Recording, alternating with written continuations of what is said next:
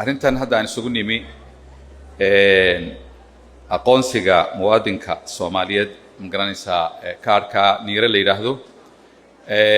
muhiimadda uu leeyahay waa laga wada hadlay waxba laga ma tegin waxa la tilmaamay muhiimaddu kaarku leeyahay